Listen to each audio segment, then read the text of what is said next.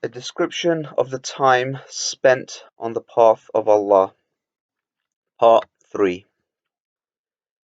In the last section, I finished on a section detailing the controlling and the obsessive behaviors that developed for the person writing this piece. We will call him Abu Ali, and his full journey through Islam is available online. I have to state here that we cannot gainsay the benefits of the TJ for people who are destitute, addicted, poor, and disenfranchised. If a person, and I'll use the example of addiction, if the person has an addiction and they are removed from their location, they are removed from their friends, they are surrounded by people who promote clean living, praying, um, eating at a regulated time, and following a strict regime, then I have to state here that that would be a fantastic way for them to rid themselves of their addiction. We cannot, in good conscience, gainsay that benefit that the TJ have. This notwithstanding, I maintain the thesis that the TJ is a house divided between the North and the South, and I maintain the thesis that they are a cult. And with that, I will continue with Abu Ali's words. So, copying the Prophet included the way we brushed our teeth, and Al Amir gave us a talk about the importance of using the miswak, a twig from a type of tree found in the Middle East. He related the saying of the Prophet, "Was it not for my fear of imposing a difficulty on my nation, I would have ordered that the miswak be used before every prayer." He then produced a miswak and demonstrated how it should be used, stripping off the bark from the tip and chewing it until it was frayed. He then rubbed it against his teeth from side to side.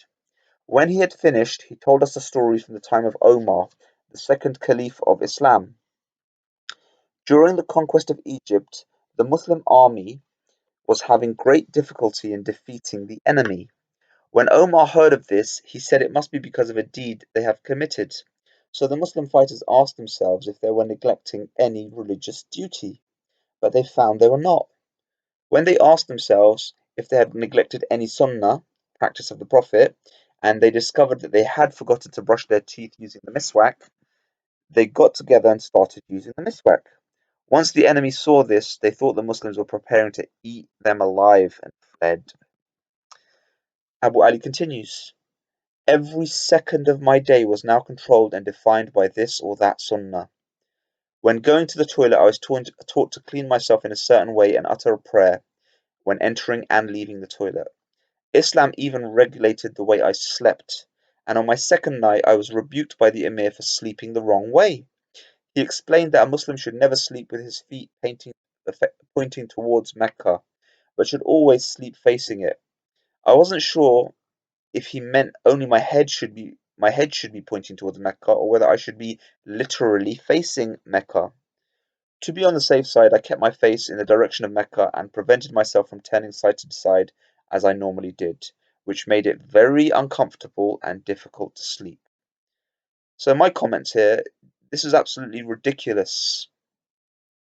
Can you see how Islamic law is mutated and perverted, and it causes a human being to, it affects their sleeping patterns, it regulates their sleeping patterns, so much so that it's actually painful for the person. It's no surprise that Abu Ali left the TJ. And this is not to say that we should not regulate our sleep patterns. We should regulate our sleep patterns. We should have good, healthy sleep. But when you misuse Islamic law in this way and you make up ridiculous things like having to have your face towards Mecca, this clearly shows the ignorance that this sect, this cult has. They are ignorant people and they try to reform and make other people ignorant like them. I became increasingly concerned that such a high level of attention to form and detail was not sustainable outside the sheltered environment of the mosque, and worried about my salvation if I was unable to maintain it. But it was difficult to voice this concern in an atmosphere where group mentality strongly disapproved of any failure to live up to the standards set. The Maulana, meaning the Amir, the leader, seemed to take pride in how hard and difficult it was to practice Islam properly, and said that our Prophet Muhammad had said, "A time will come upon people where the one steadfast to his religion will be like the one holding a hot coal."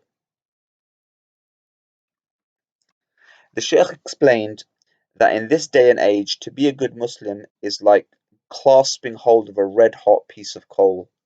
One instinctively wants to throw it away, but one must resist the instinct and grab it tightly if he wants to achieve paradise and avoid hell.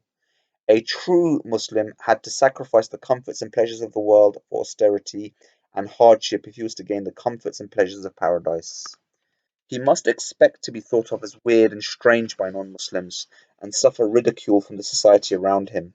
As the Prophet said, Islam began as something strange, and it will revert to being strange as it was in the beginning. So good tidings for the strangers. Someone asked, "Who are the strangers?" The Prophet replied, "The ones who break away from the people for the sake of Islam." Although I'd only been at the mosque in Leeds for 2 weeks, it seemed much longer.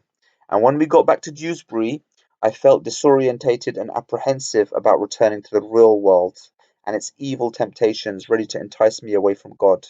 I looked for Shafiq, but he hadn't returned. It was during Ramadan, and we had been fasting all day. At sunset, everyone broke their fast together in Dewsbury Mosque.